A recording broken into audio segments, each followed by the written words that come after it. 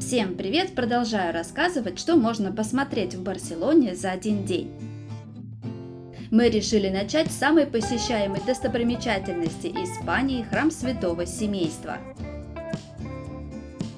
Саграда де Фамилия – бессмертное творение Антонио Гауди. Ежегодно миллионы туристов приезжают в Барселону, чтобы увидеть эту уникальную архитектуру. В настоящее время, спустя более 140 лет после заложения фундамента, базилику все еще строят. Строительство храма начато и продолжается исключительно на частные пожертвования и из дохода, получаемого от стоимости входных билетов.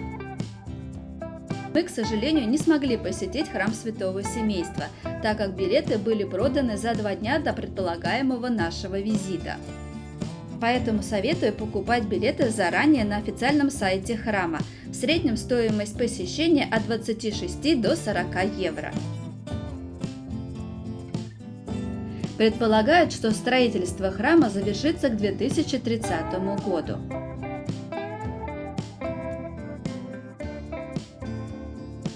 Храм Святого Семейства расположен в районе Эшампле. Именно та часть Барселоны, которая имеет необычную форму домов, если посмотреть с высоты птичьего полета. Прямые и широкие улицы образуют прямоугольные кварталы со скошенными углами. Далее мы решили прогуляться к Триумфальной арке.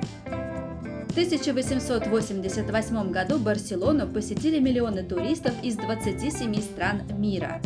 Этому была причина Всемирная выставка. Именно к ней и построили Триумфальную арку. Она служила парадным входом для участников того важного события. Для любителей сладкого рекомендую посетить кондитерскую пекарню Де Масье.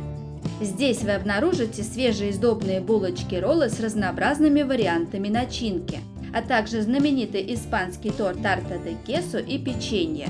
Все это продается в красивых желтых коробочках, и в дополнение можно заказать кофе на вынос. Затем мы решили прогуляться в парке Сьютадея. Парк Цитадели в Барселоне находится в районе старого города. Атмосфера здесь царила очень оживленная. Эту зону отдыха совместно с Триумфальной аркой построили к Всемирной выставке, которая проходила в 1888 году. Парк Цитадели весьма привлекательное место для отдыха, особенно эффектно смотрится монументальный каскад. Надо сказать, что это событие способствовало глобальному улучшению инфраструктуры всего города. Над этим архитектурным комплексом трудилось несколько широко известных архитекторов, у каждой скульптуры есть свой автор.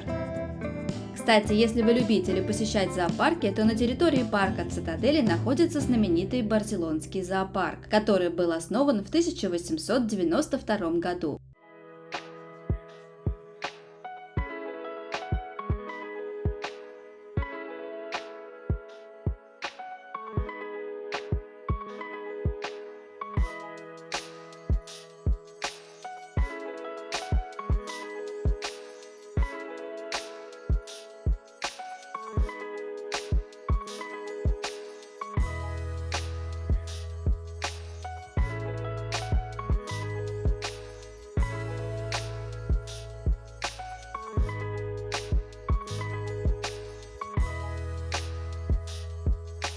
А еще в парке Цитадели есть прекрасная возможность взять на прокат лодочку и поплавать в окружении уток и гусей.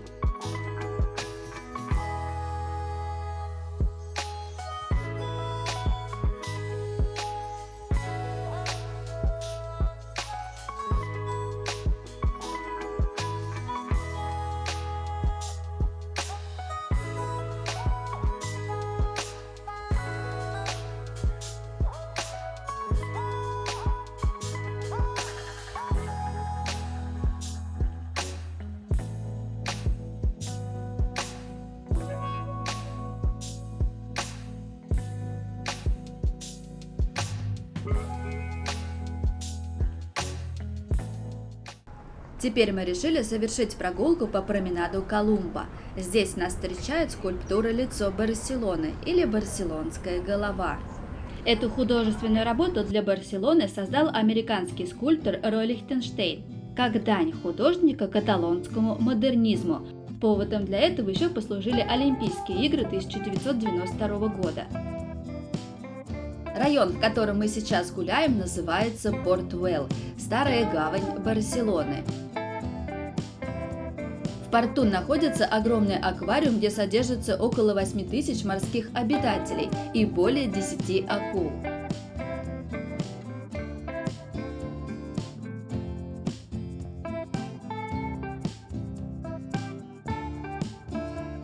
Также на этом променаде можно увидеть гигантскую креветку. Ее изготовил скульптор и дизайнер Хавьер Марискаль. Изначально креветка должна была стать рекламой для одного из ресторанов, но в итоге стала символом прибрежного района Барселоны. Из порта можно совершить прогулку по канатной дороге и подняться на гору Монжуик.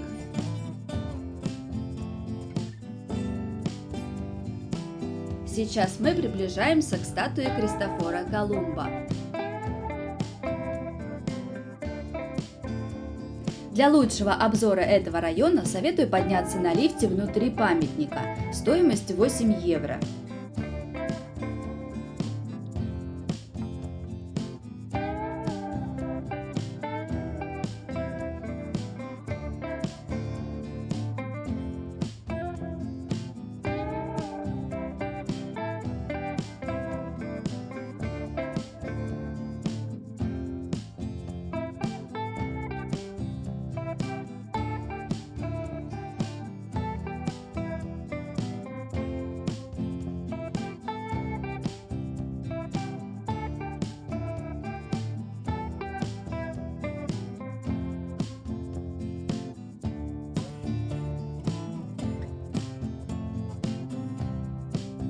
Спустившись с памятника Колумба, мы решили прогуляться по Рамбле. Это пешеходная улица в центре Барселоны. Ее протяженность чуть более 1 километра. Известна своими живыми статуями. Рамбла разделяет 2 района – Эль-Раваль и Готический квартал. Прогулка по этой улице может быть приятной, а может оказаться проблемой, так как тут самое популярное место для карманников. Будьте внимательны.